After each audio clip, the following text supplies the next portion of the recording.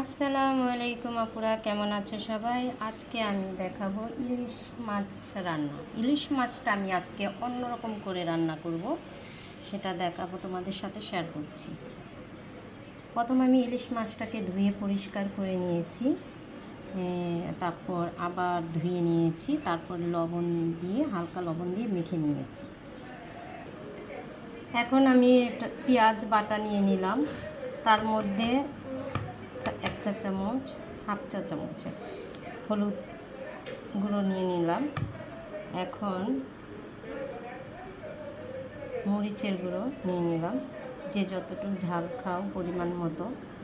তারপর এখানে 3 চা চামচ তেল দিয়ে দিলাম।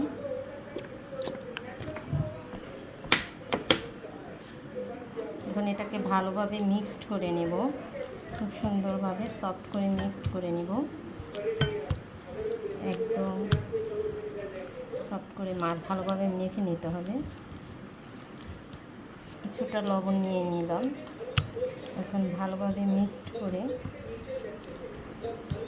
করব। এখন আমরা এই ইলিশ মাছের মধ্যে এই মশলাটা দিয়ে দিলাম। ভালোভাবে মাখতে হবে যেন পুরোটার মধ্যে খুব সুন্দরভাবে মিশে যায়।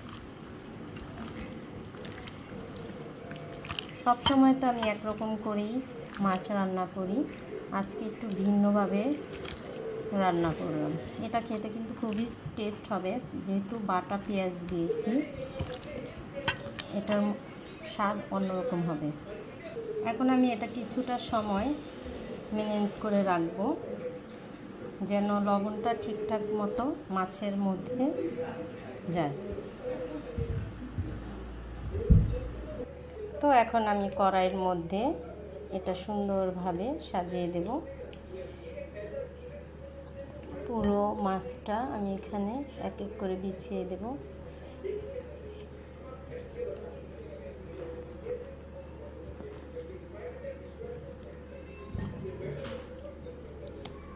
আর যেখানে মশলাটা আছে সেটাও ঢেলে দেব। আসলে আমি এক হাত দিয়ে পরে আমি কড়াইয়ের মধ্যে এইভাবে করে সাজিয়ে নিলাম মাছটা। তারপরে হালকা বাটিটা ধুয়ে পানি দিয়ে দিলাম।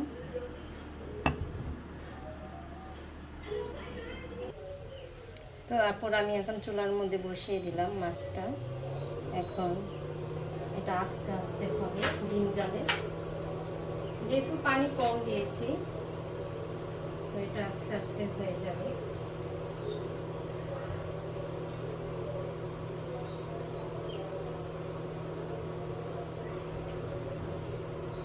এখন এটা আমি ঢেকে দেব যেন ভাপে সিদ্ধ হয়ে যায়।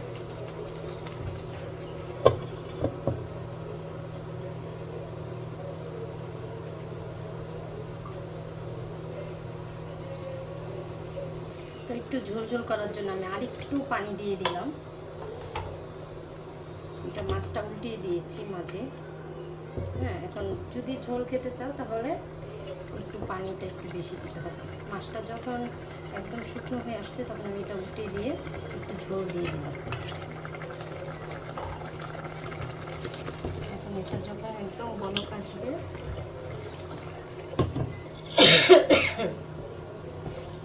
আমার রান্না কিন্তু প্রায় শেষ, রান্নাটা প্রায় শেষ হয়ে গেছে,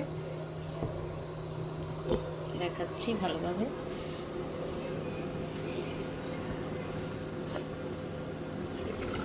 তো আপুর আমার রান্নাটা কেমন লাগলো? যদি ভালো লাগে অবশ্যই লাইক কমেন্ট করবে, আর ভালো না লাগলেও কমেন্ট করে জানাবে।